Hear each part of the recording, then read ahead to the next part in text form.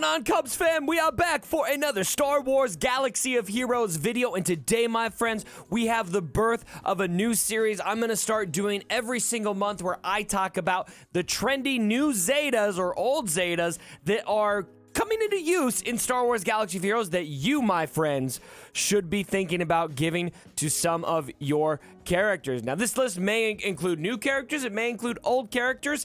Sometimes there's just new counters that come out or things change, new characters come out that are splashing things up, and if you want to be on top of the best Zetas to have in your rosters, this video is going to help you stay on top of it. And I do apologize, my friends, I'm really tired today. I just got a puppy last night, and come to my Twitch stream. By the time you see this video, I'm going to be live today at 10 a.m. Pacific Standard Time, and I'll come in and we'll do a little puppy stream, so come check that out. All right, let's get into this list, starting with number one. I'm really excited about number one because this is an original Star Wars Galaxy of Heroes character, or at least as original as it can get. I started playing at launch, and I'm pretty sure he was here right at the beginning or very shortly after, and that is Finn Zeta Lead. That's right, ladies and gentlemen, Finn Zeta Lead making a comeback. And so let's review what Finn Zeta's leadership does. If you guys don't remember, it did one thing, they changed it a bit. If an enemy is damaged by a resistance ally, for each expose on them, the enemy loses 10% turn meter for each resistance ally. All resistance allies gain 3% turn meter for each resistance ally. Their cooldowns are reduced by 1.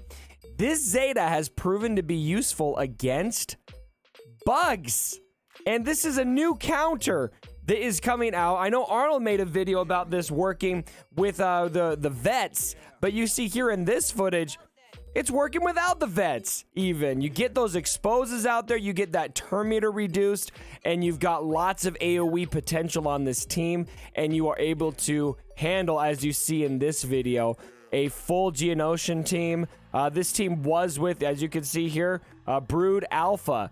And every video that I have in this video, by the way, linked down below in the description for all of the footage. Unfortunately, without a test account, I wasn't able to replicate every single Zeta that we show off in this video. So, very good stuff there. Finn Zeta Lead making a comeback. One of the original characters in this game. I actually, my patron, Agent Phoenix, told me about this.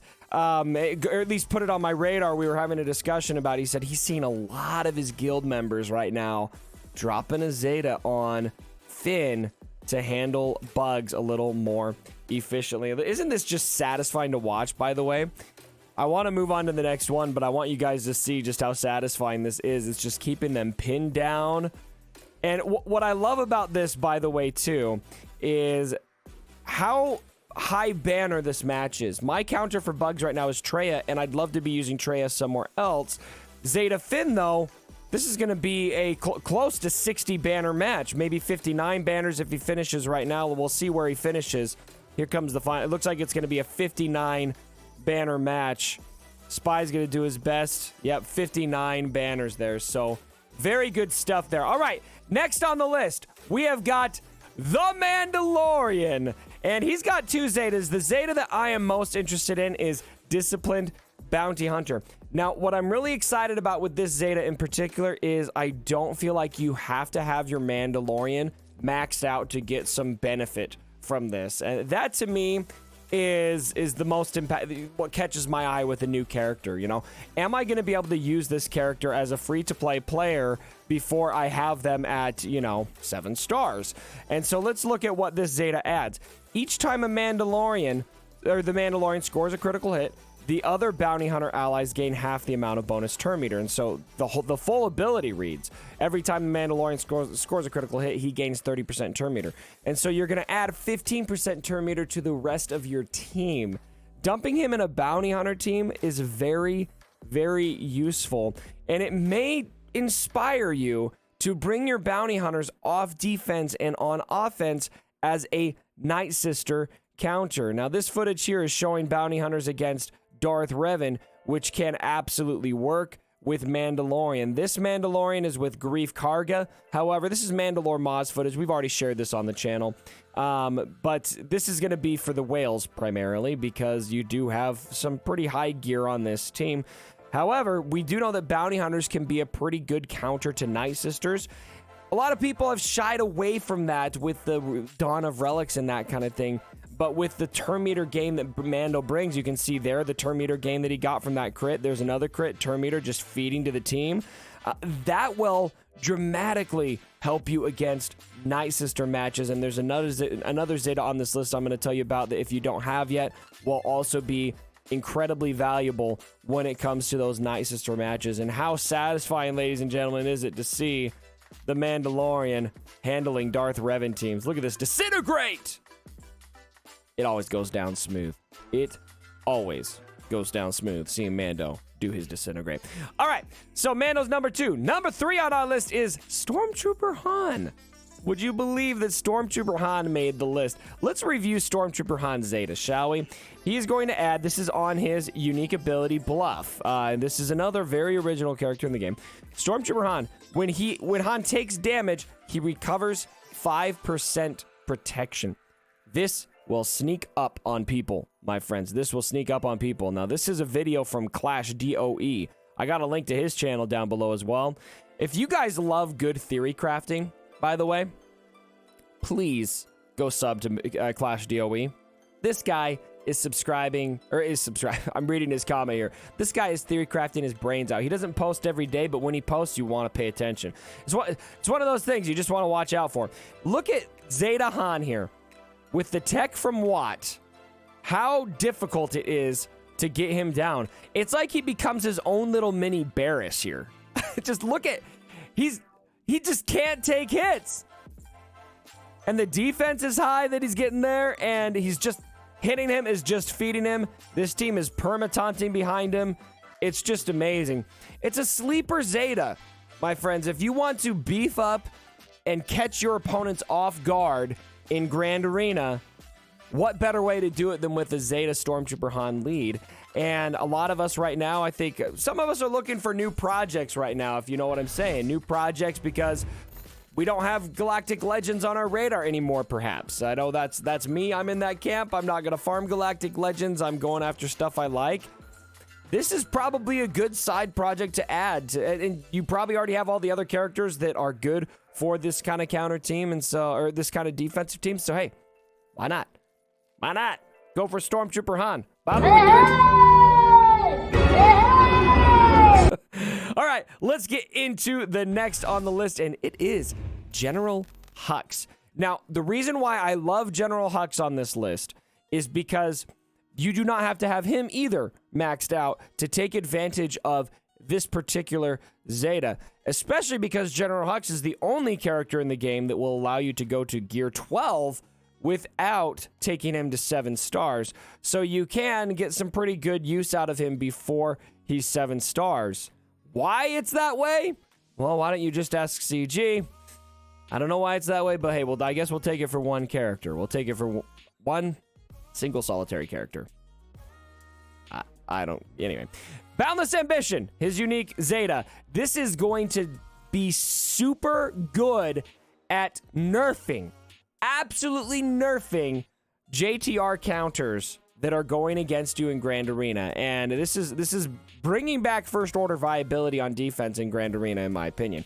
I never place my first order on defense anymore because everybody has a JTR team that can counter it easily. Hux is going to change that, and this is how it works. Hux gains advantage for 2 turns at the start of each encounter. If the allied leader is first order, all the other first order allies also gain first advantage for 2 turns at the start of each encounter. If all allies are first order at the start of the battle, so you like how they're adding that. Oh, first order. You must have full synergy. I demand the full synergy. Anyway, you're probably going to want to do that anyway.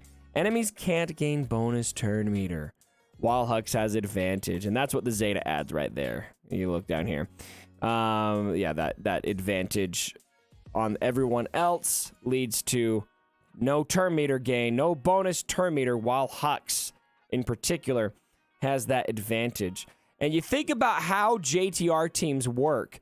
against Hux. Now, I couldn't find any footage of this, although it's also good to know Hux is working against, you guessed it, bugs as well. So that's something else you could get some good use out of this for, and that advantage will help against bugs too, because they do gain a lot of bonus turn meter. But I'm thinking on defense, JTR, how does that battle start? BB-8 does a little wiggle wiggle. JTR gets a lot of bonus turn meter from him. She's able to swipe Kylo Ren, keep that taunt off of him, and then you can just kind of keep that turn meter train rolling and rolling. There's a lot of bonus turn meter from those resistance teams, and that's kind of how you rely on beating those first order teams. If you can't do that, Kylo Ren gets his permataunt up there basically, then you can be in a world of hurt and catch your opponents off guard. Hux Zeta lead makes a huge difference against JTR teams, and it's definitely something that you guys should consider placing in your first order teams to spice up that Grand Arena defense just a little bit. And you see here, we'll fast forward to the end of the battle. Basically, it's Kylo Ren, the only one taking the hits here, and he doesn't manage to get 59 banners here on this match, though. Not 59. Let's see. Is this Grand Arena? We'll see if it shows banners here. That might have been Arena. Yeah, just Arena.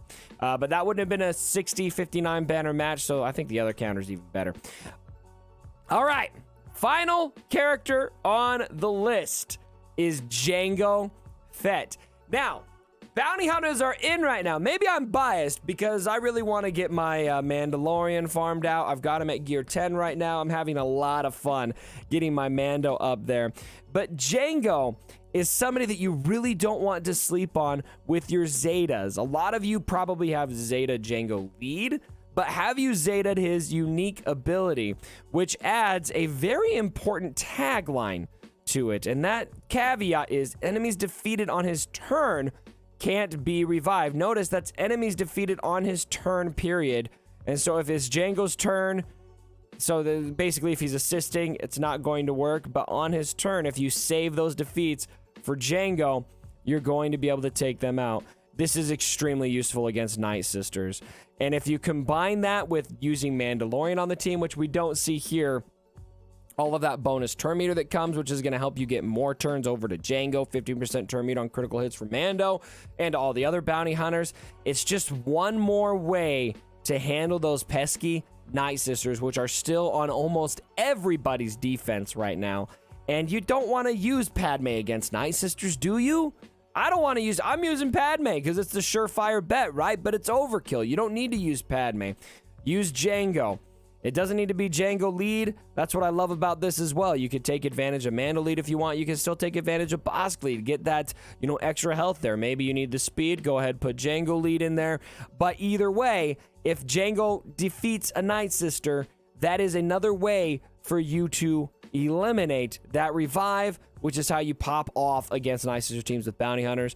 Add Boba in there. Make sure you get his execute ready at just the right time, and you got two options for no revive. And then, of course, Disintegrate is there, and that is going to end somebody's just end their career against Night Sisters. So, anyway, Jango Fet, number 5 for the hot, trendy Zetas of May 2020. So, ladies and gentlemen, let me know what you guys think about my list down in the comments below. Which of these Zetas do you have, and which Zetas are you now going to apply because you watched this video? I'm anxious to hear it. Thank you so much for joining me for the video, my friends. If you did enjoy it, drop a like, and as always, my brothers, don't forget